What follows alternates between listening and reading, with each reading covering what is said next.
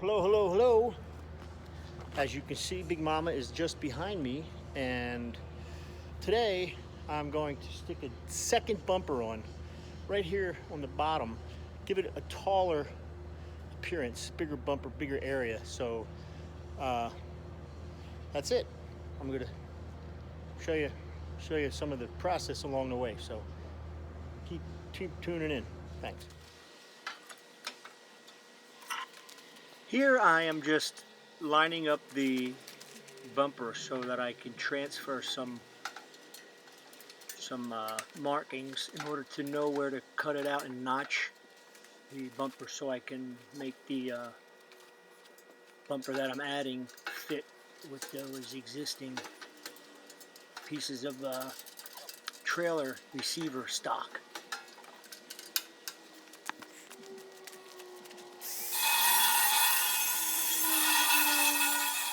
Now I can go and proceed to cut out those markings and get rid of that particular material in the bumper in order to make it fit so that I can proceed to weld it back up.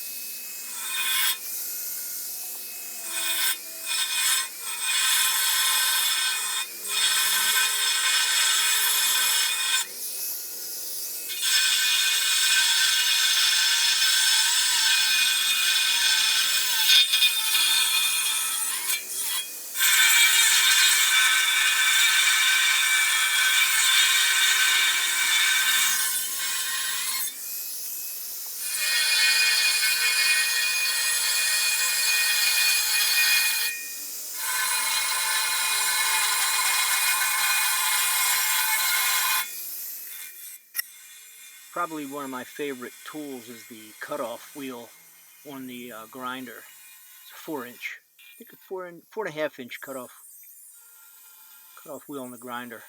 Got pretty proficient at that, and my accuracy is really well. And takes time and seat time to get that technique now.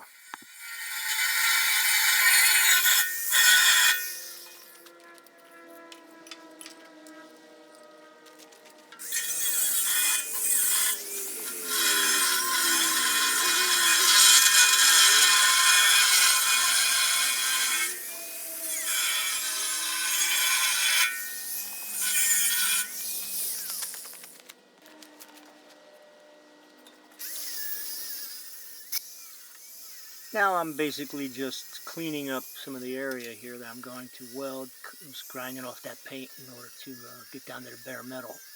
So when I put the bumper up there, I can move on to welding and not have any problems.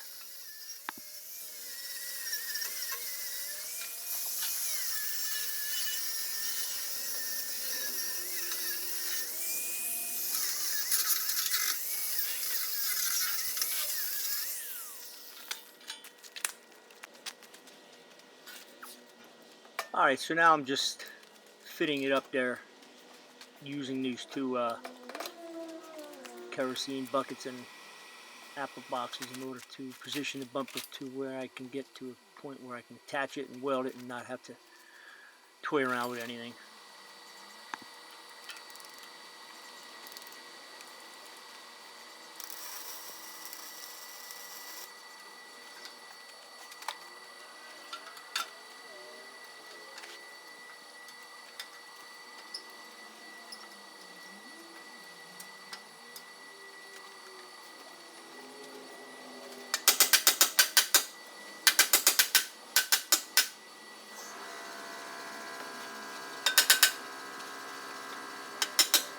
Yeah, I realize I put the welder in the tank right in front of everything, but you know what? Sometimes we make little mistakes. Anyway, move that around and position it back here. Anyway, back to what I was doing.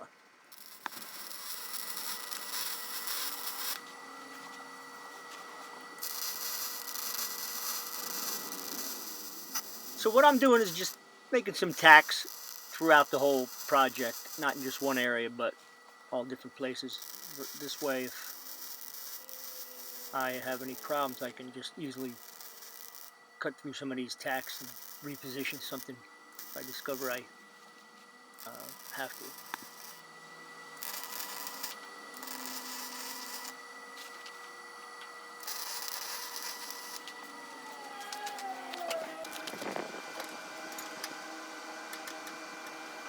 Right now I'm positioning this little plate that I fit to cover that little opening up. I'm going to need to make 2 of those actually and weld it in there, and in order to get that solid face on the bumper. So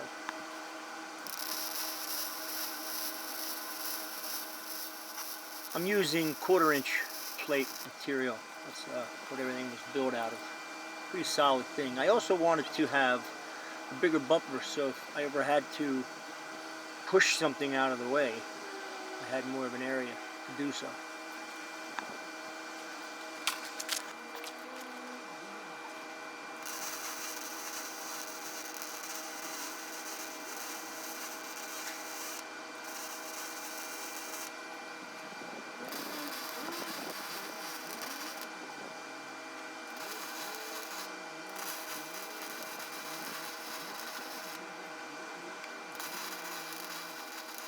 I'm attaching the second bottom plate there with a bit of a 2-inch flat strap across from one side to the other in order to give it that edge that it has on the bumper. Now here, I basically used some Bondo and just skim coated it on and all those seams that I welded. Then I'll sand it and get a little assistance from my friend Simon here to help me paint it. And then there it is, finished product. Thanks for watching.